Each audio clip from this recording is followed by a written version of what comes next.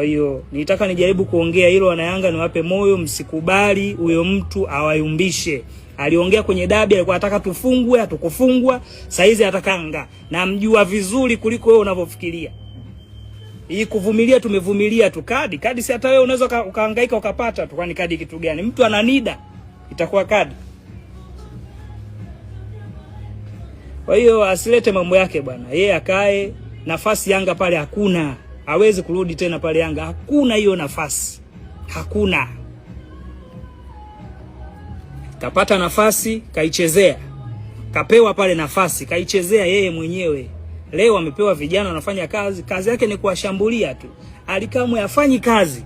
Kazi yake ni kushambuliwa tu na yeye. Sasa hali hawezi kumjibu kutokana na nafasi yake. Yeye amebeba dhamana ya Yanga. Akijibu inaonekana Yanga amejibu.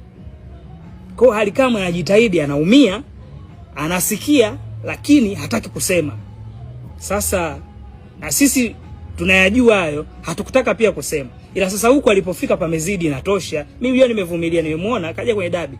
Kaja kwenye nini, anasema Yanga imefanyaje, si usajili umefanyaje?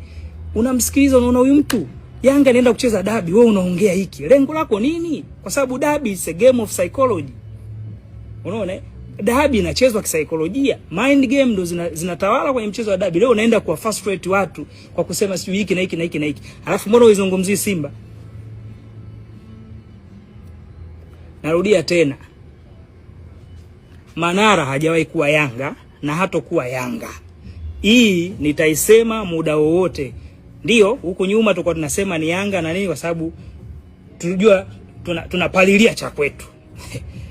Kwa sababu sisi ndio tuko hivyo kwamba ikitokea tunatakiwa tukipalilie, tunakipalilia, lakini ndani tunajua huyu sio mwenzetu, lakini tulikuwa tunapalilia. Sasa saizi kila tukimpalilia yeye anatoka. Kila tukimpalilia yeye anatoka, anajionyesha wazi kwamba mimi sio mwenzenu, mnanilazimisha. Sasa sio mwenzetu kweli. Kwa hiyo hata aseme nini, Wanayanga achaneni naye. Achaneni naye. Ni mtu ambaye ame lose focus. Anataka kurudi kwenye mpira lakini haiwezekani. Hakuna club sasa hivi itamwajiri. Kutokana hamna club inataka kashikashi. Mpira sasa hivi umetulia. Watu wanataniana kistaarabu, hawagombani, usikii huyu si kampiga nani, hivyo vitu hakuna. Hakuna kujazana chuki. Sasa hivi unamuona Ahmed Ally, unamuona Alikamu wanacheka, wanafurahi pamoja, ikija kwenye mpira wanataniana. Hiyo ndio football. Hiyo ndio lengo la kuanzishwa Simba na Yanga, sio kujenga uhasama. Sasa yeye ilikuwa zamani ni mambo ya uhasama. Kwa hiyo hivyo vitu vishapitwa na wakati. Hakuna timu sasa hivi itataka kufanya naye kazi. Na Yanga haiwezi kufanya naye kazi. Mimi ndo tumemaliza.